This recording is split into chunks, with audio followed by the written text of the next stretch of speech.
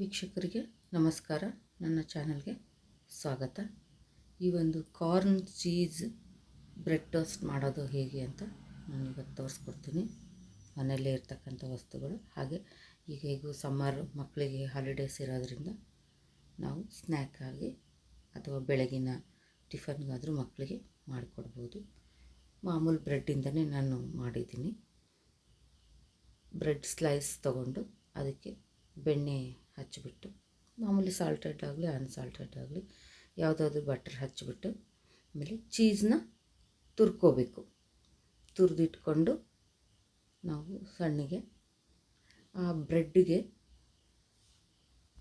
Toast ಮಾಡ್ಕೊಳೋದಕ್ಕಿಂತ ಮುಂಚೆಗೆ butter ಹಚ್ಚಿರ್ತೀವಲ್ಲ, ಅದಕ್ಕೆ ಬೇಕಾದಂಥ ಸಾಮಾನು ನೋಡೋಣ. ಈಗ ಕಾರ್ನ್ ಬೇಯಿಸಿಟ್ಕೊಂಡು ಈರುಳ್ಳಿ ಕೊತ್ತಂಬರಿ ಹಾಕಿಬಿಟ್ಟು ಅದಕ್ಕೆ ಮಯೋನೀಸ್ ಹಾಕಿ ಸ್ವಲ್ಪ ಸಾಲ್ಟ್ ಹಾಕಿ, ಮಯೋನೀಸಲ್ಲಿ ಸಾಲ್ಟ್ ಇರುತ್ತೆ ನೋಡಿಬಿಟ್ಟು ಹಾಕ್ಕೊಳ್ಳಿ. ಅದನ್ನ ಚೆನ್ನಾಗಿ ಮಿಕ್ಸ್ ಮಾಡಬೇಕು.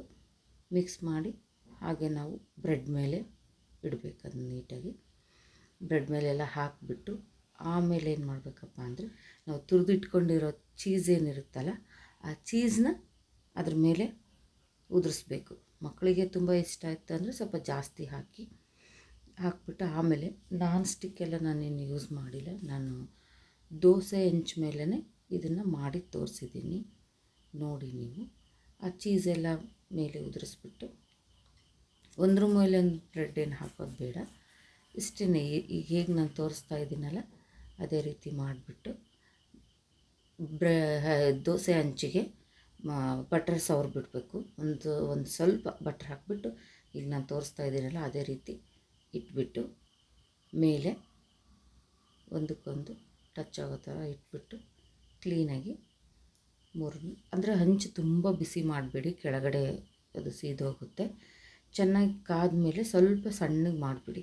ಸಣ್ಣ ಉರಿನಲ್ಲೇ ಅದು ಕೆಳಗಡೆ ಬೆಂದರೆ ಮೇಲ್ಗಡೆ ಚೀಸನ್ನು ಕರಗಿಬಿಟ್ಟು ನೀಟಾಗಿ ಕೆಳಗಡೆನೂ ಕೆಂಪಿಗೆ ರೋಸ್ಟ್ ಥರ ಆಗುತ್ತೆ. ಮೇಲೆ ಒಂದು ಹೋಲ್ ಇರೋ ಥರ ಒಂದು ಮುಚ್ಚಳ ಇರುತ್ತಲ್ಲ ಅದನ್ನು ಮುಚ್ಚಿ, ಈ ಕೇಕ್ ಬೇಕ್ ಮಾಡೋಕ್ಕೆ ನಾವು ಮಾಡ್ತೀವಲ್ಲ ಆ ಥರ ನೋಡಿ. ಚೆನ್ನಾಗಿ ಚೀಸೆಲ್ಲ ಬೆಂದ್ಬಿಟ್ಟು ಇಳಿದು ಕೆಳಗಡೆನೂ ಕೆಂಪಾಗಿದೆ, ನೀಟಾಗಿ ಈ ಥರ ಎದ್ದು ಬರುತ್ತೆ.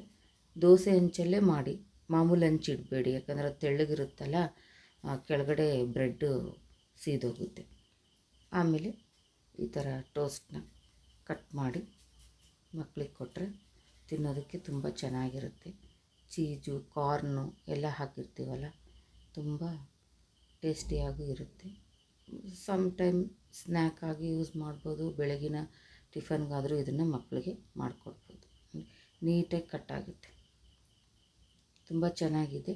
ನೀವು ಒಂದು ಸರಿ ಮಾಡಿ ನೋಡಿ ಹೇಗಾಗಿದೆ ಅಂತ ನನಗೆ ಕಮೆಂಟ್ ಮಾಡಿ. ಮುಂದಿನ ವಿಡಿಯೋದಲ್ಲಿ ಸಿಗೋಣ ವೀಕ್ಷಕರೇ. ಧನ್ಯವಾದಗಳು.